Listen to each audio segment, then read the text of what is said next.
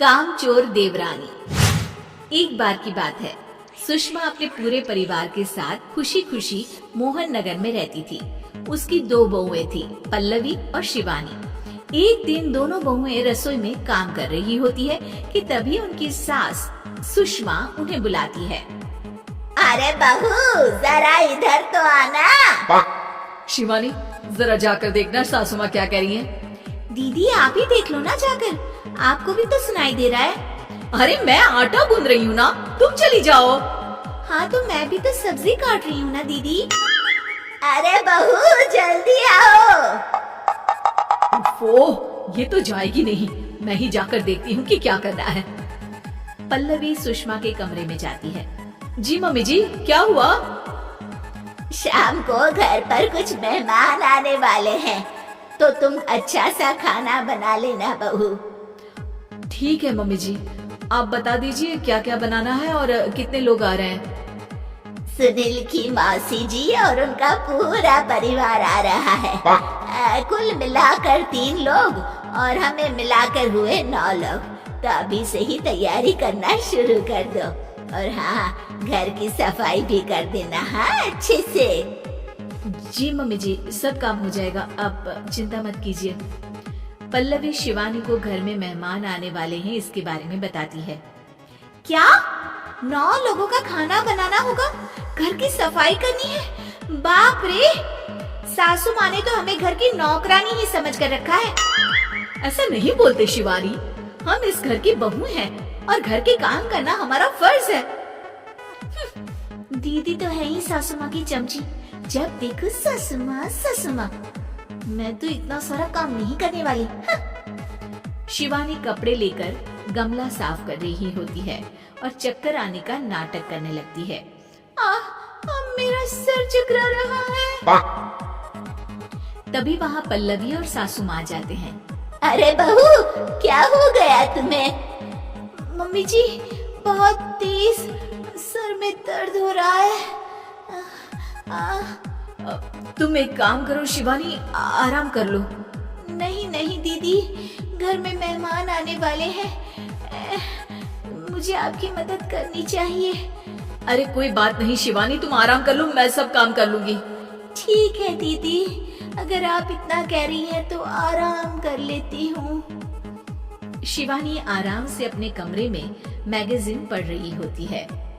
इसे कहते हैं आराम की जिंदगी। इतना सारा काम। चलो सारा काम खत्म हो गया, शिवानी को देख आती हूँ।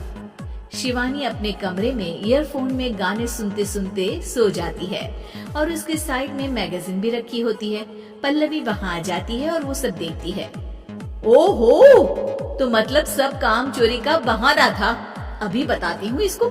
घर का सारा काम मुझे करना पड़ा और ये महारानी यहाँ मैगजीन पढ़ रही है, गाने सुन रही है। पल्लवी रसोई से एक प्लेट और चम्मच लेकर आती है और शिवानी को थाली बजाकर उठाने लगती है। शिवानी अचानक से उठती है। उठ गई महारानी, गाने भी सुन लिए, मैगजीन भी पढ़ ली। तुम तो बहुत बड़ी झूठी निकली शिवानी। तुमने सर दर्द का बहाना बनाया ताकि काम करने से बच सको। हाँ बनाया बहाना, तो क्या करती, इतने सारे काम करती। मुझे कोई शौक नहीं है चापलूसी का। क्या चापलूसी?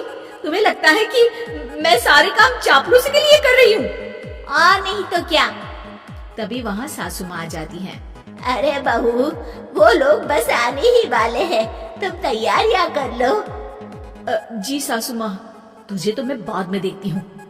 सब खाना खाने बैठते हैं और खाना शुरू करते हैं। तभी सुनील की मौसी बोलती है। वाह भाई वाह, खाना तो बहुत ही अच्छा बना है सुषमा जी। एक एक चीज में क्या स्वाद है। ये सुनकर शिवानी मुंह बना लेती है। उसे अपनी जेठानी की इतनी तारीफ राज नहीं आती। आपकी बहुएं तो बहुत ही अच्छा खाना बनाती हैं।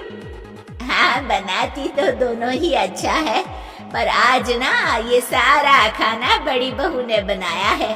छोटी बहू की तबीयत ठीक नहीं थी, सो इसलिए। मानना पड़ेगा सुषमा जी, आपकी बड़ी बहू तो बहुत ही गुणवान है। पल्लवी की तारीफ सुनकर शिवानी को जलन होती है। पल्लवी ये सुनकर खुश हो जाती है और शिवानी की तरफ देखकर उसे चिढ़ाती है। कुछ देर बाद मेहमानों के जाने का वक्त हो जाता है। मौसी जी सबके लिए उपहार लाई होती है। वो सबको शगुन के पैसे देती है और अंत में पल्लवी के पास आती है।